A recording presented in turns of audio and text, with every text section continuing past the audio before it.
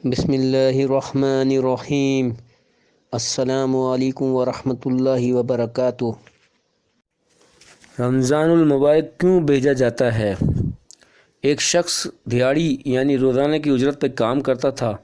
اسے روزانہ 500 روپے ملتے تھے۔ ایک دن وہ کام پر گیا تو مالک نے کہا کل سے تمہیں اجرت 500 ہی ملے گی، مگر یہ 500 پاکستانی روپے نہیں بلکہ کویتی دینار ہوں گے۔ 500 کویتی دینار یعنی تقریباً 1.5 لاکھ روپے، اور مزید تم جتنے گھنٹے زائد کام کرو گے اس کی اجرت بھی تمہیں کویتی دینار میں ملے گی۔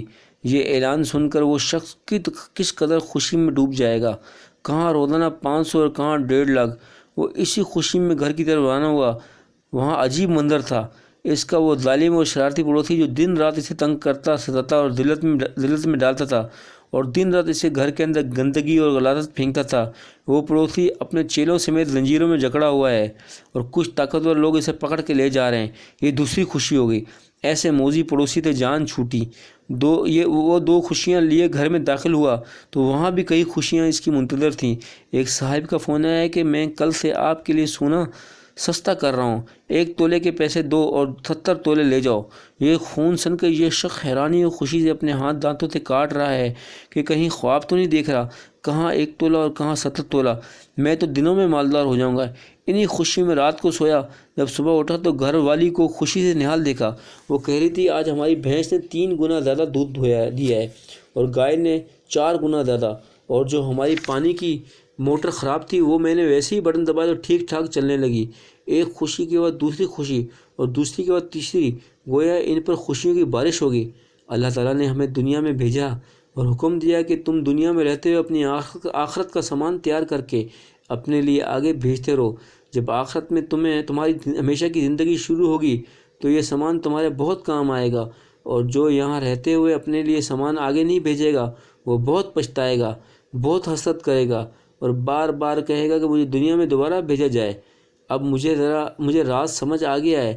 میں دنیا میں جا کر اپنی آخرت کے لیے بہت سامان بھیجوں گا، اور دنیا میں جا کر دنیا بنانے میں غافل نہیں ہو جاؤں گا۔ دنیا میں رہتے ہوئے اپنی آخرت کے لیے جو سامان بھیجا جاتا ہے وہ ہے ایمان اور عمل صالح۔ پھر عمل صالح یعنی نیک اعمال میں فرائض ہیں، سنن ہیں اور نوافل و صدقات۔ تجربہ کار آدمی جب سفر پہ جانے لگتا ہے تو اپنے سامان میں ضرورت کی ہر چیز رکھتا ہے۔ اسی طرح عقل مند آدمی اپنی آخرت کے لیے ہر طرح کی نیکیاں زیادہ سے زیادہ جمع کر کے بھیجتا ہے، کیونکہ وہ جانتا ہے کہ وہ ہمیشہ کی زندگی ہے اور اس میں ہر طرح کی نیکیوں کی مجھے ضرورت پڑ سکتی ہے۔ یہ عقل والے لوگ دن رات محنت کر کے یہ نیکیاں بناتے ہیں، کماتے ہیں اور اپنے لیے آخرت میں بھیجتے ہیں۔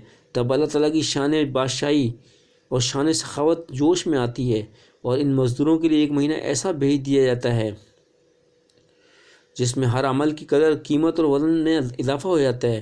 اس مہینے میں نفل عبادت کرو تو وہ فرض کے برابر ہو جاتی ہے، گویا کہ پاکستانی کرنسی اچانک کویتی دینار بن گئی۔ اور اس مہینے میں 1 فرض ادا کرو تو اس کا وزن 70 فرائض کے برابر ہو جاتا ہے، گویا سونا 1 تولے کی قیمت میں 70 تولے۔ اور ہمارے دشمن و موذی پڑوسی یعنی سرکش شیاطین زنجیروں سے باندھ دیے جاتے ہیں اور ان کو 1 ماہ کے لیے سمندر میں پھینک دیا جاتا ہے، اور ہمارے رزق اور اوقات میں خاص برکت عطا کر دی جاتی ہے، اور ہمیں 1 رات ایسی دے دی جاتی ہے جس کی عبادت 83 سال کی مقبول عبادت کے برابر ہے۔ یہ سب اس لیے ہوتا ہے تاکہ ہم آخرت کے لیے زیادہ سے زیادہ سامان تیار کر لیں، کیونکہ آخرت کی زندگی بہت بڑی اور بہت لمبی ہے اور دنیا مختصر۔ تو اس مختصر سے وقت میں اللہ تعالیٰ اپنے فضل سے ایسے اوقات عطا فرماتا ہے جن میں شاہی سخاوت کا قانون حرکت میں آتا ہے، اور یوں ہم بہت زیادہ فرائض، سنن، نوافل اور عبادت جمع کر کے آگے بھیج سکتے ہیں اور اپنے سفر کے بریف کیس کو کارآمد چیزوں سے خوب بھر سکتے ہیں۔ رمضان المبارک کا یہ راز جو لوگ جتنا سمجھتے ہیں وہ اسی قدر اس میں محنت کرتے ہیں۔